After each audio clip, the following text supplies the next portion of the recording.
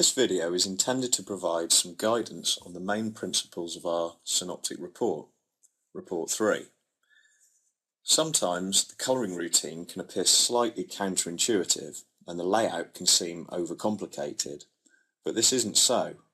Once you understand the importance of the table layout and how the colours vary due to the context, then you'll quickly be able to use the report effectively. This report is based on the principle that pupils from different ends of the prior attainment range are expected to achieve differing results, and it's of huge importance to not only know how your pupils are spread across the prior attainment range for a specific subject, but how well they performed against similar ability pupils in a local and national context. This graph illustrates a common national pattern, the one-to-one relationship between prior attainment and out-term performance. This occurs for all subjects year on year. So pupils from the lower end of the prior attainment range here would be expected to get F's and G's for a specific subject, and as you move up the prior attainment range, obviously the expectation on pupils gets higher and higher. So if you've got a cohort made up of lower ability pupils, scoring F's, G's, E's and D's perhaps is as expected. Now if we move on to an example of our synoptic report. This is an example I've just made up to illustrate how important it is to look at how the pupils are distributed across the prior attainment range in different schools. Here we have three schools called Grammar, Comp and Secondary Mod. These are the prior attainment groups. Group 1 consists of pupils that fall into the lowest quintile based on national prior attainment data. So they're the lowest 20% pupils, and then they go up to Group 5. Group 5 are those pupils who fall into the highest 20%, the highest quintile based on national prior attainment data.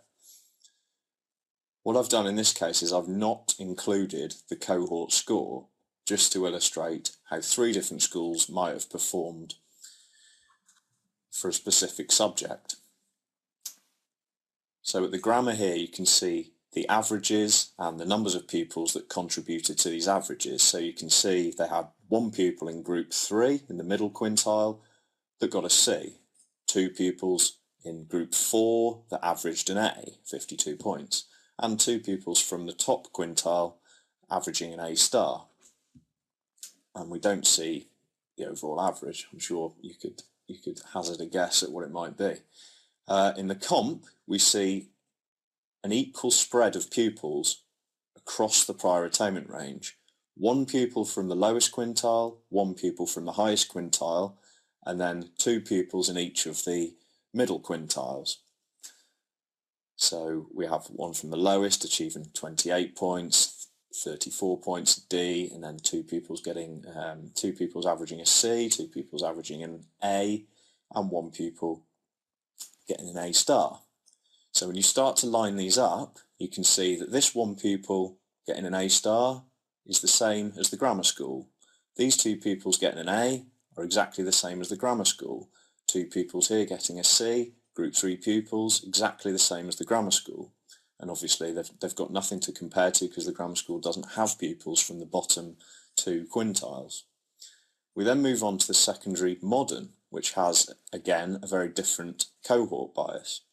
Two pupils from the lowest quintile, two pupils from Group 2 and one pupil from Group 3. These are the scores, and as you can see they've done exactly the same as the secondary modern, like for like, same here, same here. The one pupil here has performed exactly the same as the Group 3 pupil in the grammar school. Here we see the local authority averages that would occur in this scenario. So obviously 28, 34, and a C, an A. So these are the expectations. So the overall average would be 42.3 for the local authority. Now in the next slide, I filled out some of the information. So you can see the grammar school with these pupils contributing these scores averaged 52. Now 52 versus the local authority average of 42 looks like it's a grade and a half above. You know, it's 10 points nearly above the local authority average. So if you were to look at this figure alone, it would seem as if they were doing much better than other schools in the local authority. But we know this isn't the case because we can see that all of the performances of the pupils are exactly the same. Now the comp is exactly bang on the average. So if you were to look just at the overall average, you would think, oh, they're just doing as expected with their pupils. And with the secondary modern, when you average out these scores, it would produce 32.8, which is 10 points below, nearly 10 points below the local authority average. So again, if you were to look at this figure alone, it would give you the impression that secondary modern wasn't doing very well. But we know this isn't the case. All these scores tell you are where the pupils are in the prior attainment range within the school. So it's of critical importance to know this level of detail because all these three schools have performed exactly the same, in considering the pupils they've got in their school. Like for like pupil comparisons are exactly the same.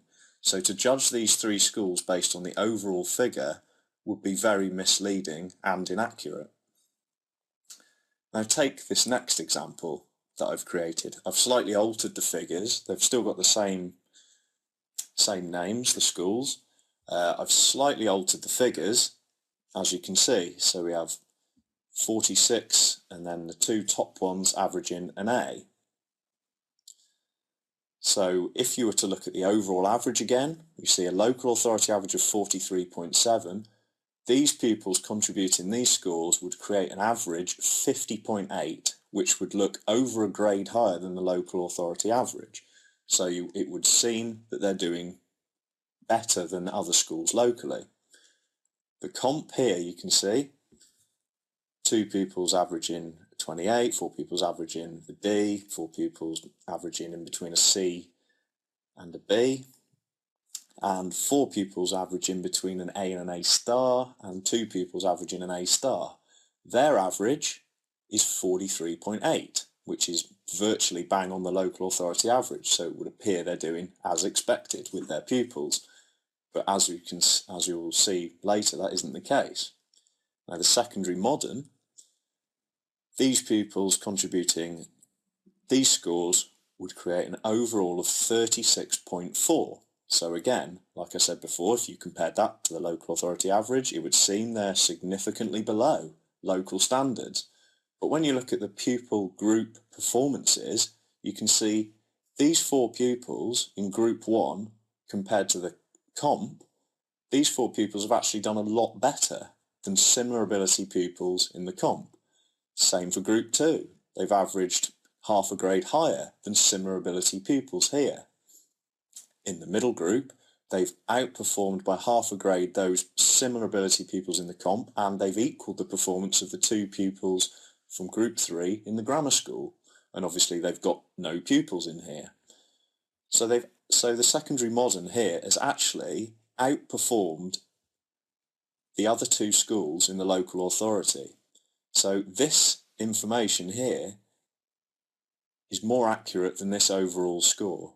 This tells you the true picture of how well this school has performed, whereas you would not get that impression from looking just at the overall figure. Likewise, in the comprehensive, you can see there's a real mixed bag of performances here.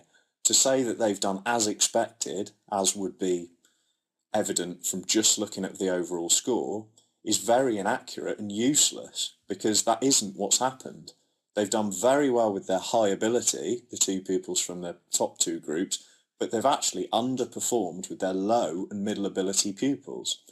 That's important information for the comp that they should know, because this obviously means that they're not performing as well as they should with lower ability pupils, and they're doing well with higher ability, so they need to put some effort into the lower ability to raise the standards here. And when we go to the grammar school, you can see they've done as expected with their middle ability pupils, but they've really underperformed relative to local standards with their higher ability pupils. But again, if you were just to look at the overall scores, they would seem to be doing brilliantly, they're doing terribly, and they're on the average. So this is critical information to know how well similar ability pupils have performed locally and nationally. The overall cohort average is not a true reflection of the school's performance. And this is the reason why we break up school performance in the synoptic report in the way we do. Once you understand that looking at the overall figure can be misleading when you start looking at the pupil group detail, we still include the colouring and the overall figure in the reports to give you an idea of what other